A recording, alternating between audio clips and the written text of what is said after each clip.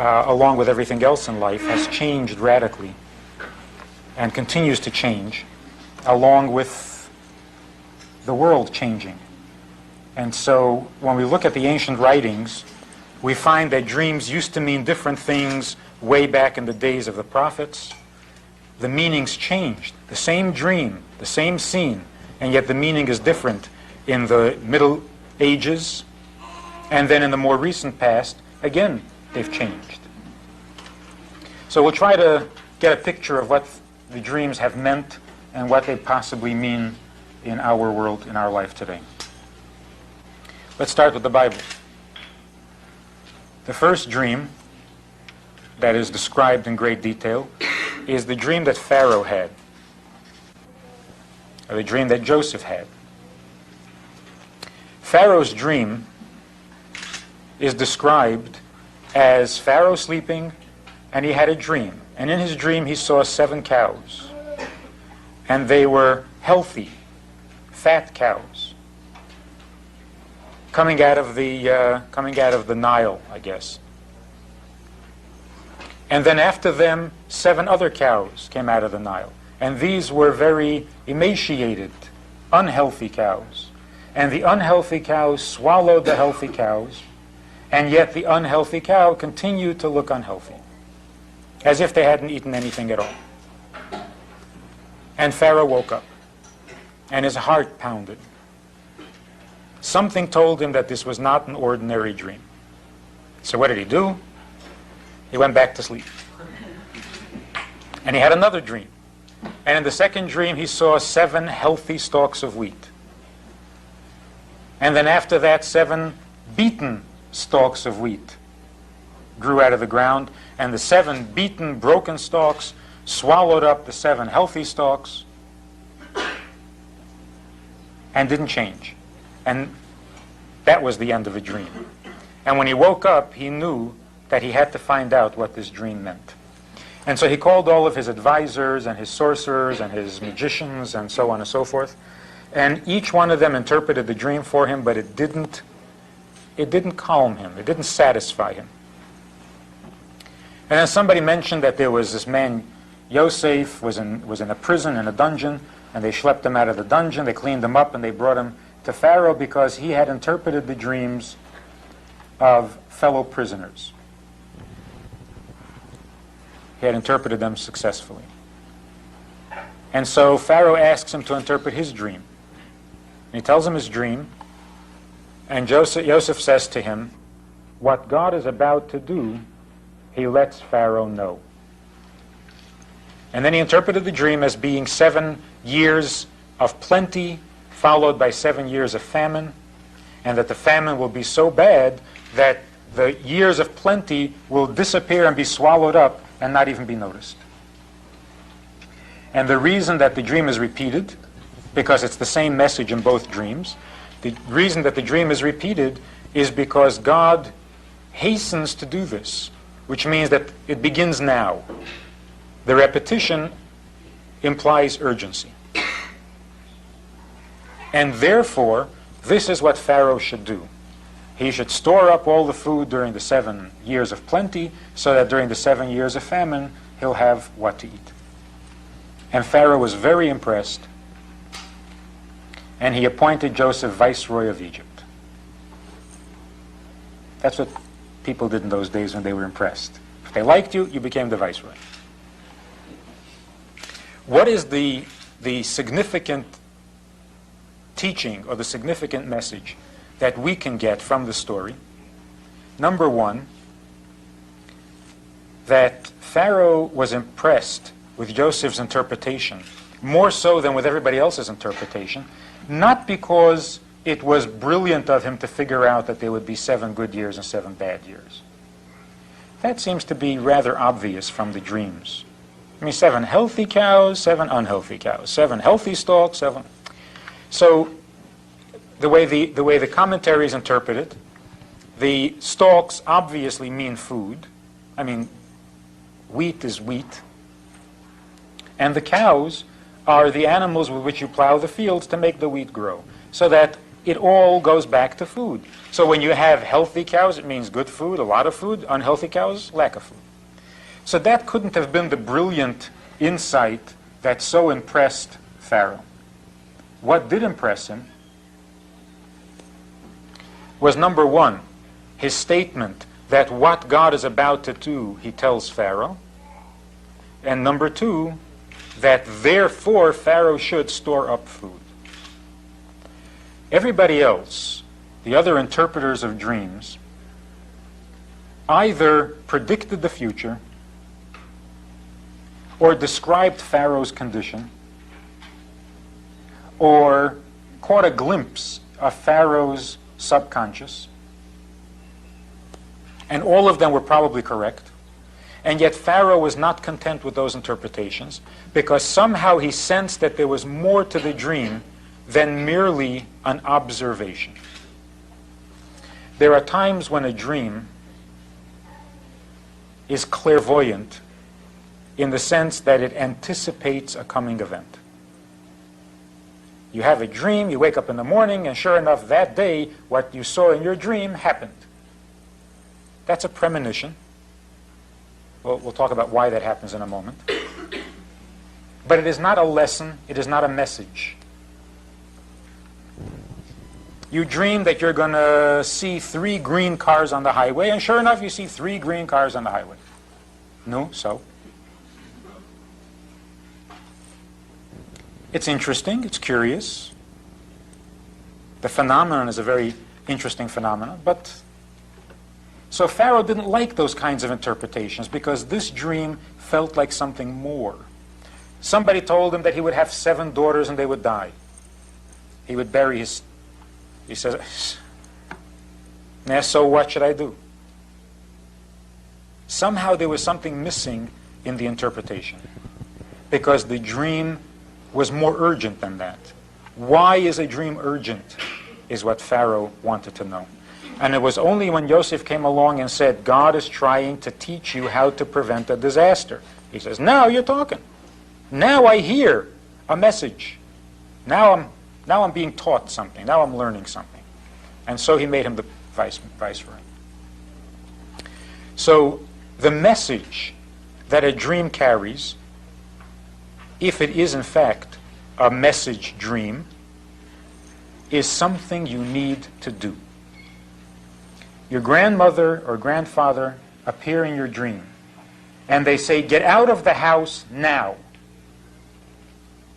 Believe them and get out of the house. When there's an urgency to do, that kind of a dream is called a message dream. As soon as we need interpretation, as soon as we need to read symbolism into it, it is not a message dream.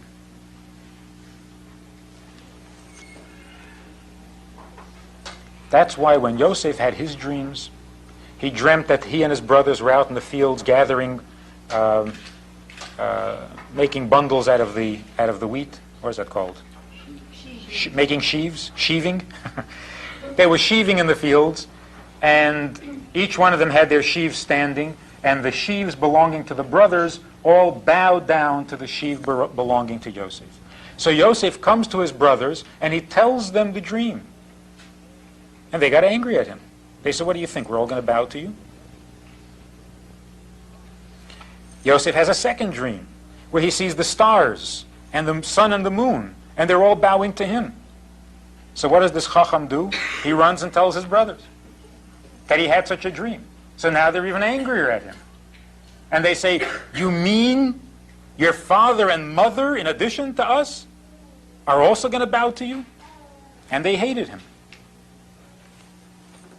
Whatever that means. And his father, the Torah says, and his father waited to see. Not a very responsible thing to do. The brothers hate each other, they're fighting, and the father's waiting to see. There's more meaning to it than that.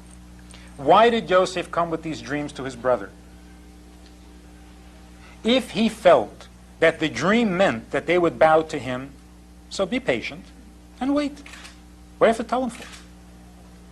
I mean, he wasn't a child.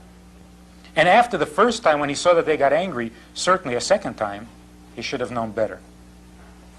And what does it mean that the father, Yaakov, who was the choice, the greatest of the patriarchs, what does it mean he waited to see?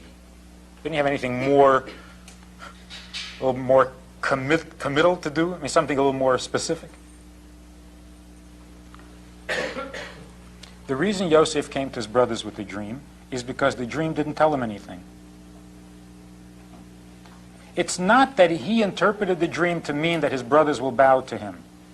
So what? Why is he being told this in a dream? Of what value is that information? So he wasn't content. He didn't have an interpretation of the dream. He came to his brothers so that they would interpret it for him. And to his shock, they interpreted it to mean that they will bow to him. Never occurred to Yosef that that's what the dream meant. And even after they interpreted it that way, he didn't buy it. What's the message? So what should I do? There was no message. So he dismissed it as an insignificant dream. The second time that he had a dream, again he came to them for them to interpret, hoping that there would be some message in it. And they again said, it means that even your mother and father will bow to you. So what kind of dream is this? Who needs this? In fact, there are fasts that are proclaimed when a person has these kinds of dreams and he doesn't want to have them because they're a nuisance. They don't tell you anything, and yet they disrupt your life. So Yosef came to his brothers for an interpretation because the dream did not directly tell him to do anything, and that kind of a dream he wasn't happy with.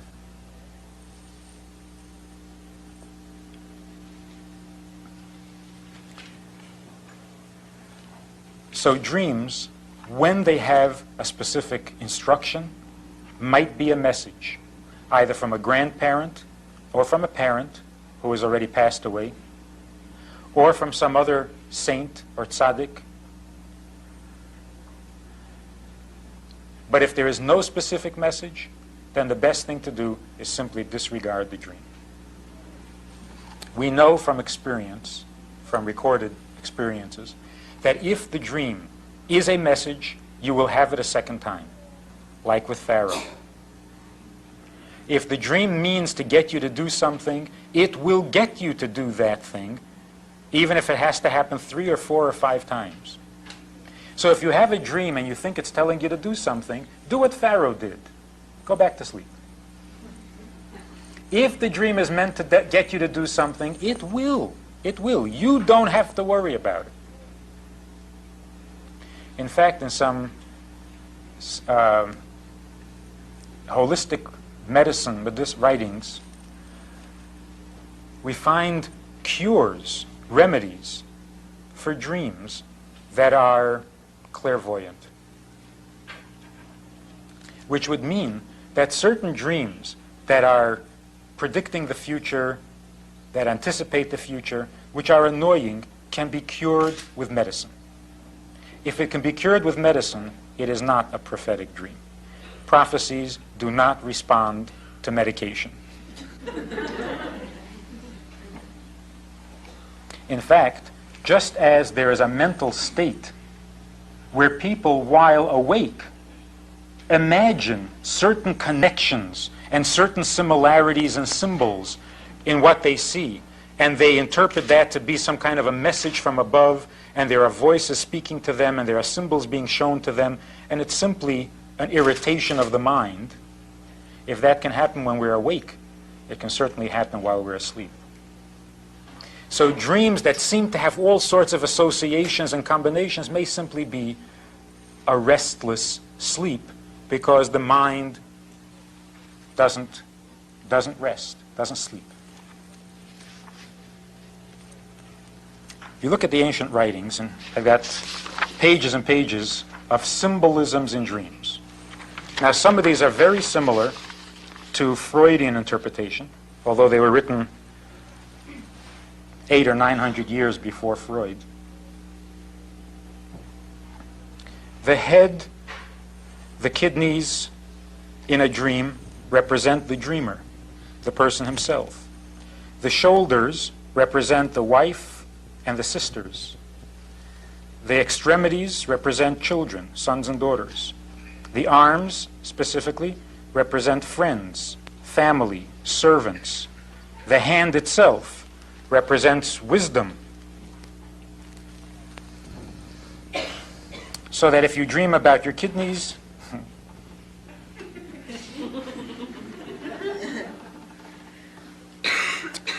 there's a whole thing on metals. So you have a dream, for example, and you dream that you're going over a cliff in a car. Now here's where dream interpretation becomes complicated. When you dream that you're about to die, it says in the ancient writings that that's a very good sign. Huh? It's a good sign. It's a sign of long life.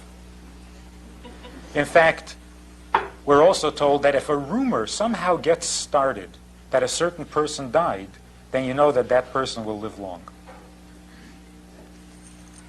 So on the one hand, there's the connotation of long life because you're seeing yourself die. And in a dream, it's reversed. If you see yourself die, that means that it's taken care of in the dream, and in real life, you'll live. Same thing with if you see yourself being pursued by an animal, it's a good sign. If you see yourself sick, it's a good sign because it's taken care of in the dream and then you don't have to experience it in real life. In fact, the commentaries say that good people always have bad dreams. Bad people always have good dreams.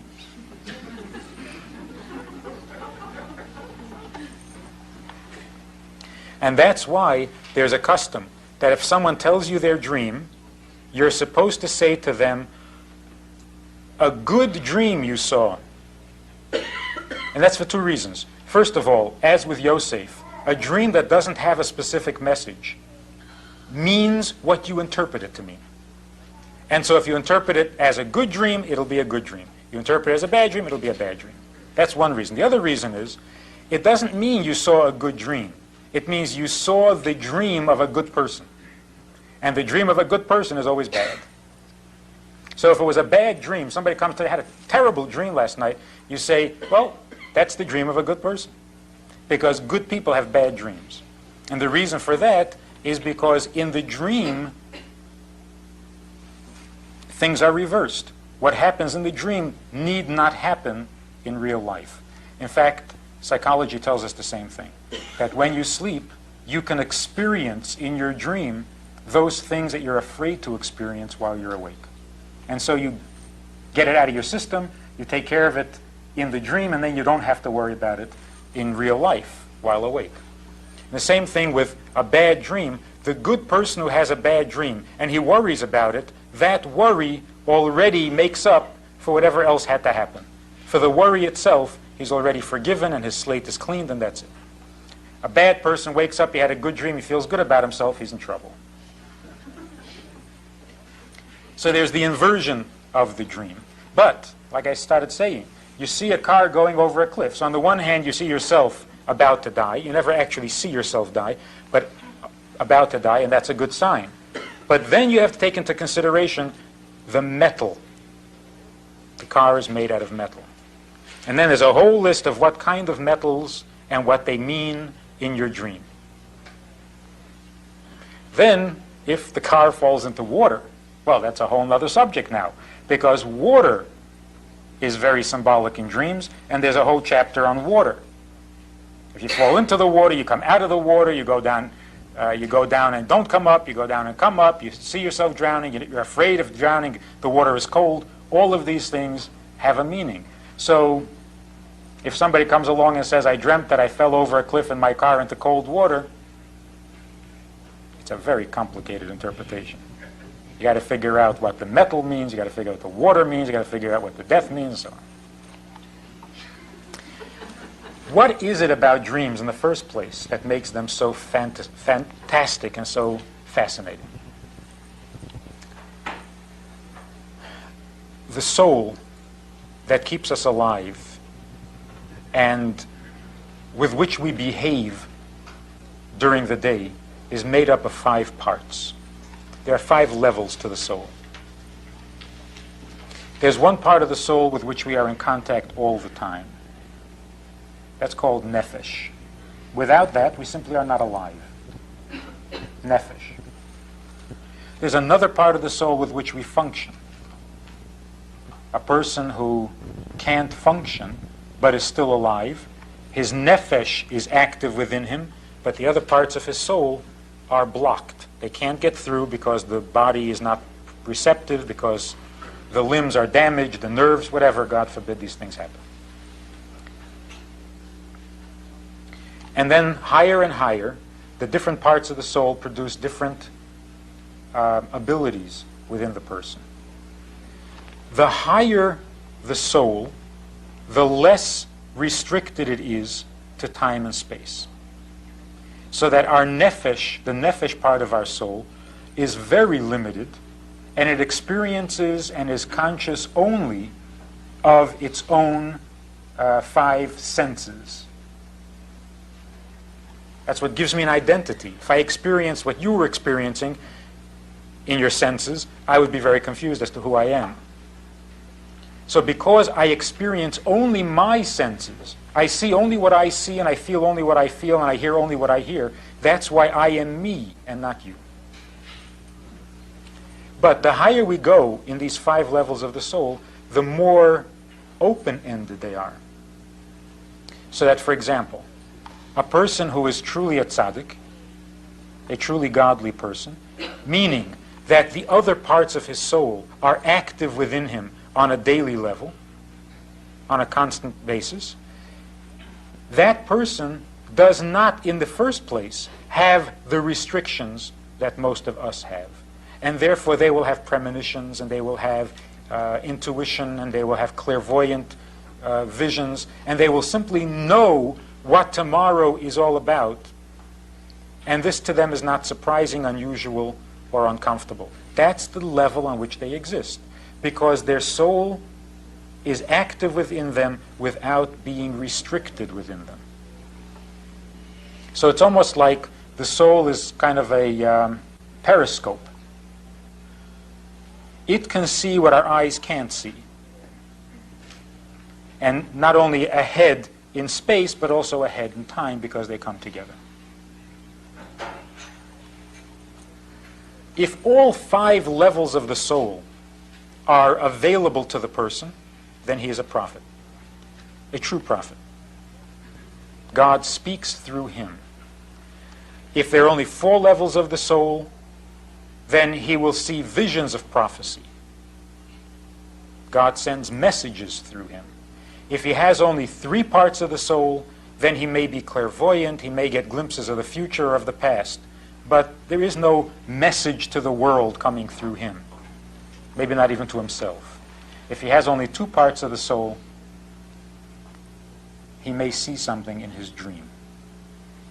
Because when the person goes to sleep, he releases his soul from the restrictions of the conscious function.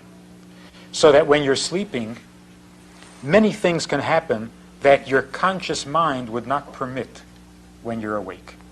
And this can be good or it can be bad. For example, the bad stuff. In a dream, you can believe ridiculous things. You know, in your dream, you know that there is no one under your bed. You know it. And you tell yourself, silly. No. And yet you are frightened because there is something under your bed.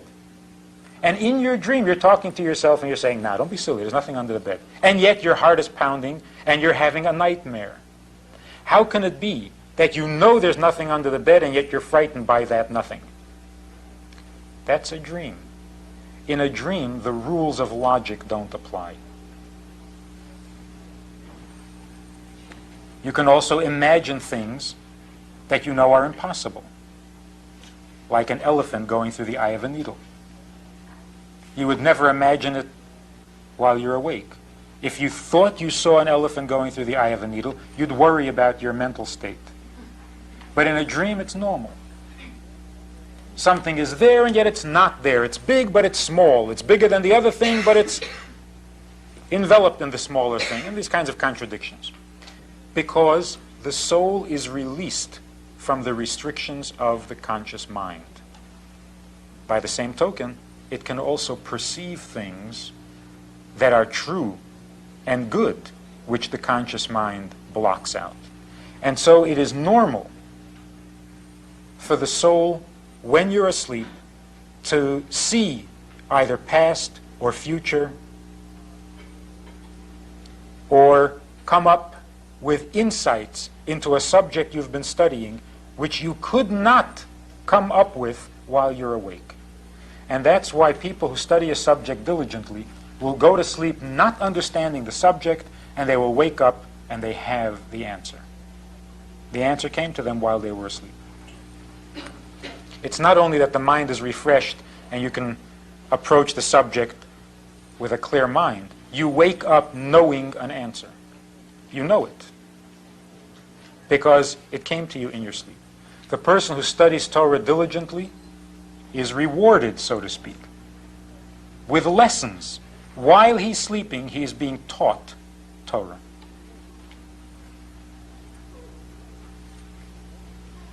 Someone once said he needed something. He needed advice from a tzaddik, and the tzaddik was sleeping. And they said, "Well, we'll go wake him. It's urgent." He said, "Never mind. It's not as important as what he's probably learning right now in his sleep."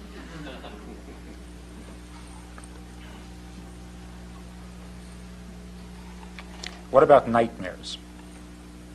And here we get closer to our time. To some degree, our dreams reflect the thoughts that we dwell on during the day. Not that you will think about animals in your sleep if you thought about them while you were awake. It's not always that closely related. But the nature of your dreams reflect the nature of your thoughts. So that if you think pessimistically, your dreams will be negative. Not on the same subject necessarily, but in some way they will be negative because your thoughts are pessimistic. If you're very optimistic, your dreams will be optimistic. So we're taught that when we want to evaluate our moral condition, and every lesson, every speech, every time we get together, there has to be a moral lesson. Not just a curiosity subject and academic acrobatics. There has to be a lesson. What are we going to gain from this conversation? So we're told that in trying to evaluate our moral status, and moral status means godly status, are we godlike or have we lost our godly image? How do we know? Obviously, you can look at your behavior, but sometimes that can be tricky. A person can behave well and yet inside be corrupt, selfish. One of the things we look at in order to determine our moral condition is the nature of our dreams. Not the message of the dream, the nature of it. Are they meaningful dreams? Not prophetic, just meaningful. Are they intelligent? Do your dreams contain intelligent subjects? Are they pleasant? Are they friendly? Are they inspiring? Or are they the opposite? And what the Zohar tells us, the Kabbalah, when the person goes to sleep, the soul rises and returns to its natural habitat, and there it is refreshed, ready to come back for another day of struggling with the body. What does it mean that the soul rises?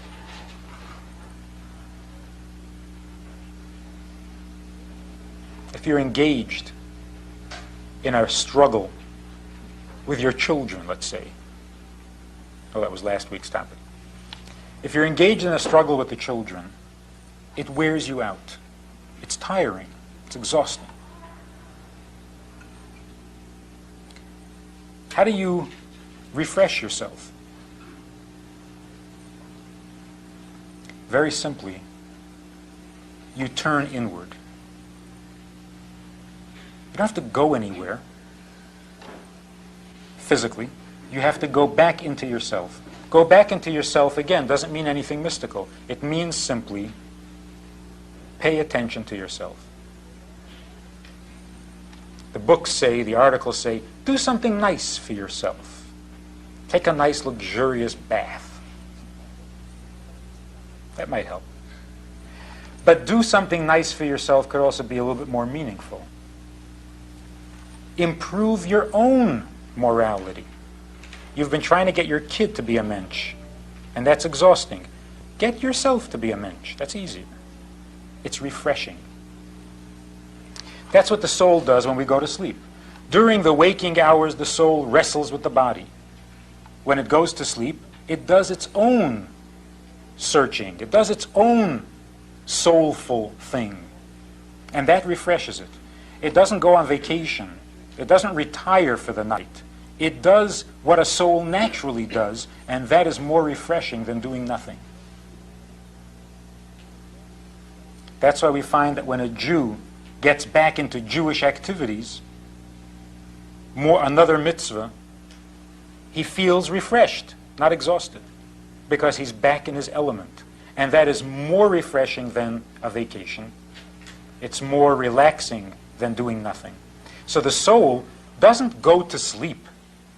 The body has to rest, but the soul goes back to doing what souls would ordinarily do were it not stuck in a body. Now, if during the day we were living a more godly life, then when we go to sleep, the soul quickly and easily detaches from its efforts with the body and reverts back to itself. Then it has pleasant experience, and that is reflected in the pleasantness of the dream. It has a meaningful experience, and that is reflected in the meaningfulness of the dream. But if during the day the hassle that the soul had with the body was so involved, it was so complicated, that it drags the soul down to where even when the body is asleep, it's hard to untangle itself from the body. So what happens is that the soul withdraws, retreats to some place between body and soul, and it gets stuck in the middle. And when that happens, you have nightmares. You have meaningless dreams. You have negative dreams, because the soul is aggravated. It's stuck. It's neither here nor there. In the same way, say if you have a problem at the office, and finally the day is over, and you take a deep breath, you close the attaché case, and you turn the lights off in the office, and you feel better already. Because now you're free. You're yourself again. But that's only if you had a normal day at the office. If you had a messy day at the office, then even when the attaché case is closed and the lights are off and you're on your way home, nothing goes right. Then the traffic is bad, the weather is bad, the radio goes on the blink, nothing goes right because you're taking home with you this negative feeling that doesn't allow you to leave your work at the office and come home and be yourself. So you're stuck in between. You're not really at work, so you don't feel productive, and you come home and you cause misery in the family because you're in a rotten mood. You can't be home either, so you're neither here nor there, and it is in fact a nightmare. Only then it's a nightmare not only for you, for the family, for the children, for the neighbors, for the building.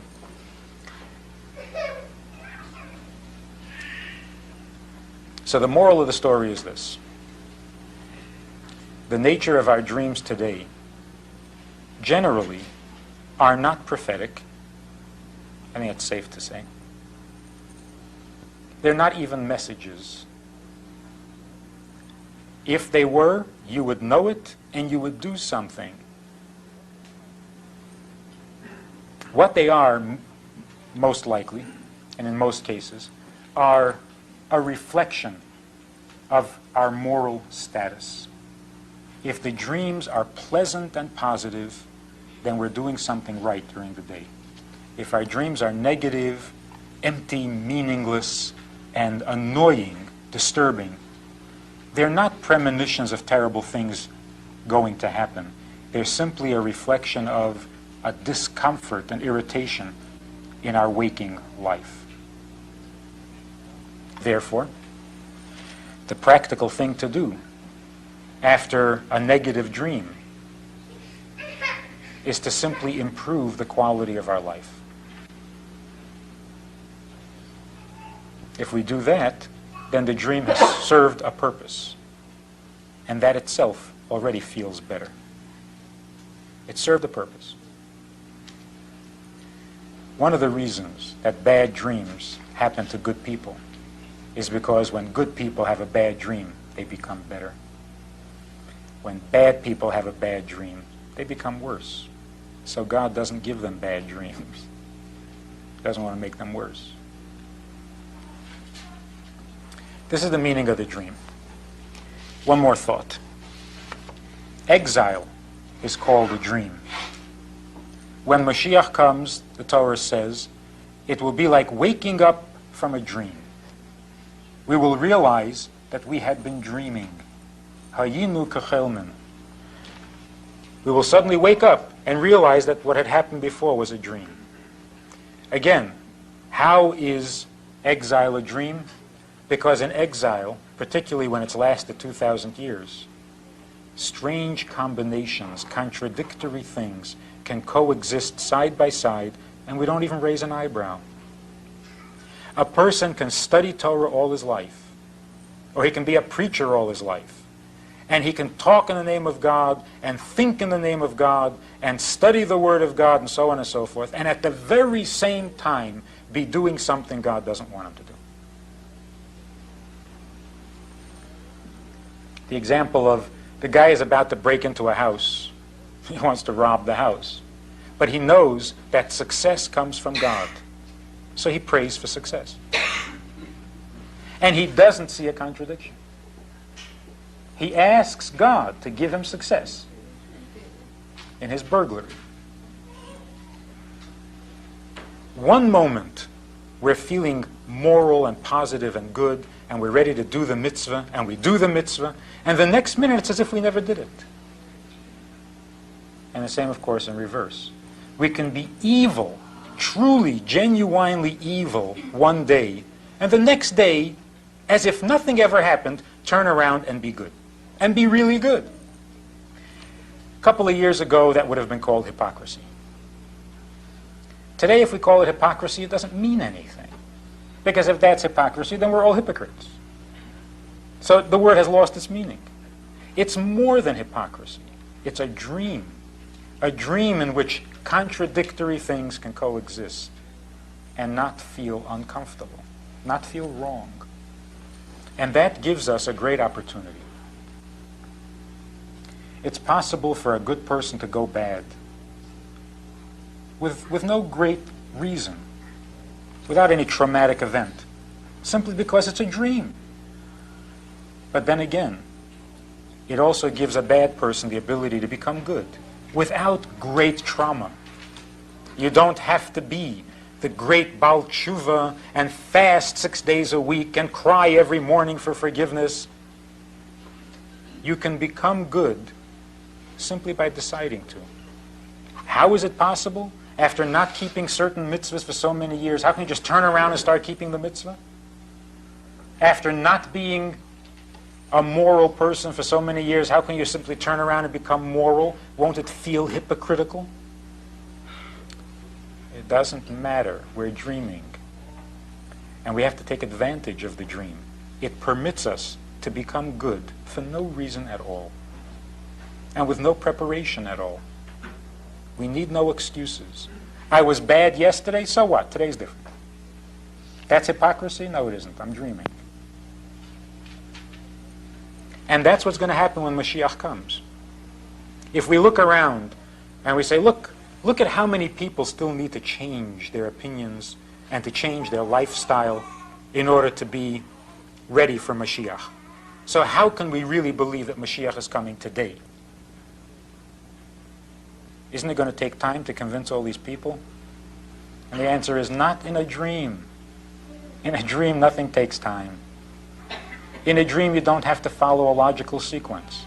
The bad can be over and the good begins in a second. And so Mashiach can come in a second. And that's the reality of our condition. When Mashiach comes, we wake up and we realize we've been dreaming. So the state of the dream invites us to simply make new resolutions, take on radically better habits and lifestyle and so on, begin to observe a new mitzvah, and you don't need excuses. You don't need to read up on the subject. You don't need to become a master of philosophy or theology. You can simply allow yourself to be as good as anyone has ever been.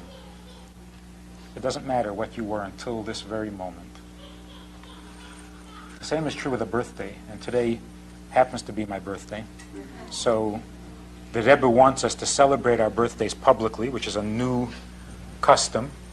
Usually, birthdays were celebrated through introspection and a little bit of isolation and contemplation, reflection on the past year and the coming year and so on. But recently the Rebbe has said that we have to celebrate our birthdays publicly, we have to make a big tumult about it, a lot of noise about it, and share our resolutions, because on the day of the birthday, it says in Kabbalah that a greater amount of your soul is accessible to you on that day than on other days. And therefore, what you want to accomplish and what you resolve to do will be more effective and more successful on the day of your birthday than any other day. So when we have a combination of a dream and a birthday, then we can do anything. We can really become radically better. And without any strain, without any effort, simply by deciding to take advantage of this free-for-all that is presented to us in this world before Mashiach comes. If you want to be good, you can. The instructions are there. The opportunity is there. The preparations are unnecessary.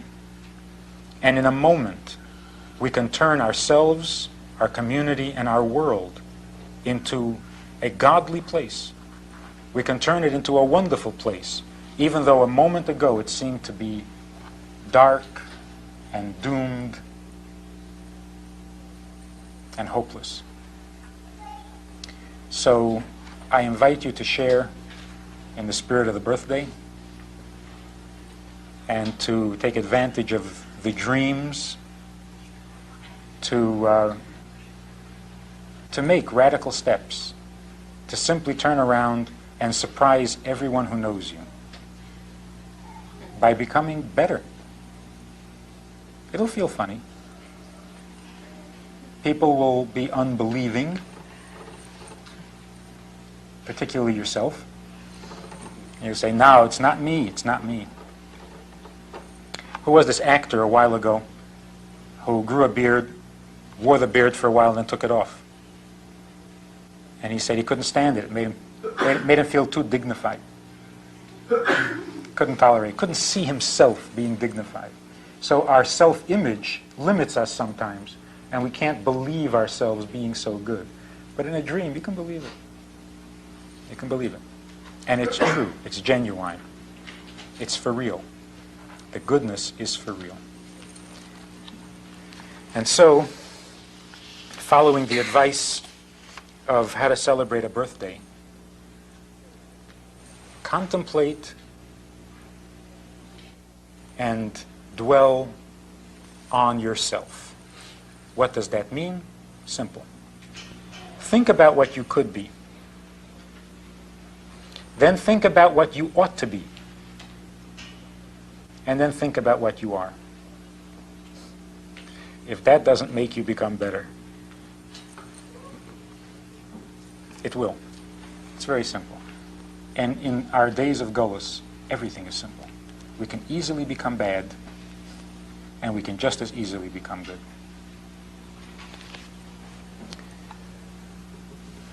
Now is it very hot? Like extremely hot. If we open those windows, you'll be cold. Okay, I have no solutions. Can we open the door? Anybody want to tell us about their dreams? Some interesting dreams? What about Holocaust dreams? And I've had many dreams of being chased by Germans, and I hear that to be a common thing amongst Jewish friends. They've had dreams. Particularly, I heard it from 3 people this week with crystal light. There's a lot of controversy about that, a lot of talk about that. People who had never been to a concentration camp will have dreams with such precise details, accurate details of a given concentration camp. My guess, this is not written anywhere, my guess is that, again, we're dealing with either positive dreams or negative dreams. For obvious reasons, negative dreams in our generation is dreams of holocausts. Because that's the negativity of our generation, the evil of our generation. And possibly in the Middle Ages, when people had dreams that were negative, it was about dragons or vampires. Because for some reason, evil expressed itself in those forms in those days. Evil expresses itself in Holocaust today. Which doesn't mean that the person who has that dream had any relationship to the Holocaust in reality. It means, rather, that the Holocaust was not a one-time event. The Holocaust is the personification of the evil of our generation. So that if you have an evil dream, it will be about a Holocaust, even if you never heard of the Holocaust. So I guess, in a sense, the Holocaust goes on. The evil goes on. Only now it's safely tucked away in dreams, where it belongs. And again, bad dreams happen to good people. Yes? I have a question about bad dreams happen to good people, good dreams happen to bad people, and then you said if you're a positive person, you have a positive dream. If you're a negative person, you have a negative dream. I think there's a contradiction there. If your dreams are consistently negative, Okay. it's telling you something about yourself. If your dreams are consistently positive, and yet you have a bad dream, that's a bad dream happening to a good person. In other words, the bad dream should be an exception. It should be an event, not a nightly experience.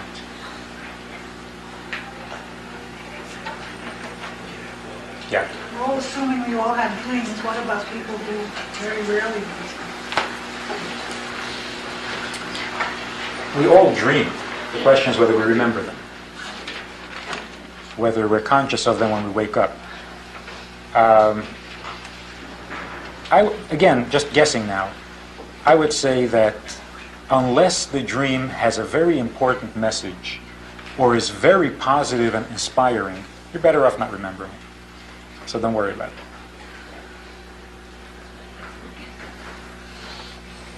Yeah? I had a dream that my former husband started drinking again and using drugs, and he's an alcoholic. He's got in trouble from it in the past several times due to his attitude, which the drinking brings it out and he gets in trouble. And then I had a dream that he got out of prison. He went to prison this time, and after he got out of prison, it was about 4 months he had to spend in there, and I was waiting for him afterwards, and we got back together. You mean that when you dreamt that he was getting back into trouble, he actually did? It was due to his drinking again. Right. Right now he's recovering again. Okay. Did you dream about his coming out of prison also before it happened? No, I dreamt that he learned his lesson through going to prison. He came to know God more in a personal relationship, and then we got back together afterwards. Okay. Again, when a person's sleeping, the soul is not as restricted as it is when you're awake, and therefore time and space do not interfere. So that in a dream, you can dream about something happening to your mother, although she's on the other side of the world, and it's probably happening. Or you can have a dream about a close friend, and it's probably happening, or a child, or a husband, a wife. Again, the nature of the dream is important. If you dream only that he's in trouble again, that would tell you the nature of your relationship. You are very closely bounded to each other, but what bonds you is negativity. That's how you relate when you're together, and that's what you clairvoyantly sense when you're apart. If you also have premonitions in your dream about his becoming healthier again, then that's an indication that your relationship is a healthy relationship, and that what bonds you is good news, not only bad news. And when you have both, it means that you have a thorough bond. You're connected on both levels, so that if something bad happens, you'll feel it. If something good happens, you'll feel it. I also had another dream recently that, my sister and I are not talking, but that her husband got up from the dinner table and had a heart attack suddenly, and she was not prepared for it, and he died. And I was very disturbed about it. And so I called her and notified her to ask her, just to let her know to be prepared. And she said, I don't know. I can never be prepared for such things, but we have talked about it. And it hasn't happened. Not yet. Probably not. Probably not. It's a good dream.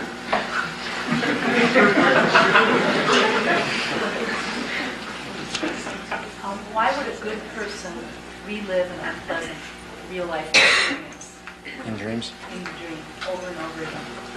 Well, because something that experience was supposed to accomplish is not finished. And again, referring to any dream, by the way, if you have a dream that makes you uncomfortable, or if you're having many dreams and you'd rather not, one of the things to do is to give charity in the amount of a meal, whatever it would cost you to eat a meal. Give that amount of charity with the intention, asking God to please take away the dreams. Whether they're recurring dreams or a one-time dream, but charity is the antidote to bad premonitions and stuff like that. So maybe the dream is simply meant to get you to do another mitzvah. And if you give it tzedakah, that'll be the mitzvah, and you'll be finished with it. Try it. No money back guarantee.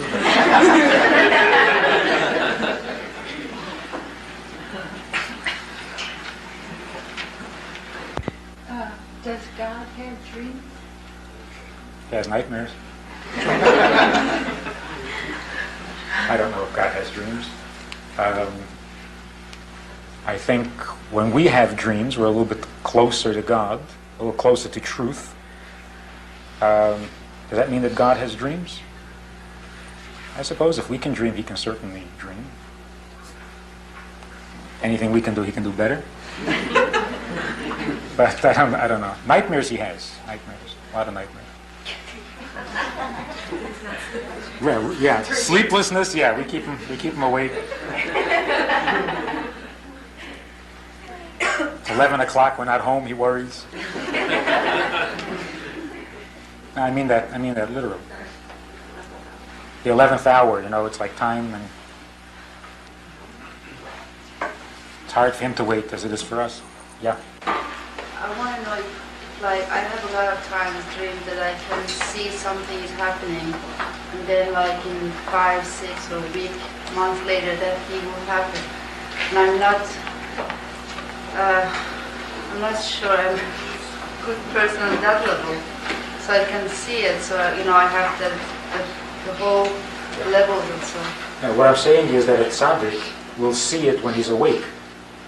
What you see in a dream that might come true 5 weeks later, the tzaddik sees while he's awake. So what's... Because his neshama is not restricted the way ours is. Because our neshama is restricted, the only time we get a glimpse of anything besides the immediate present is when we're sleeping, in dreams. But again, I wouldn't attribute too much significance to something happening that you dreamt about 5 weeks ago, because almost anything you dream about will happen within 5 or 6 weeks, unless it's weird.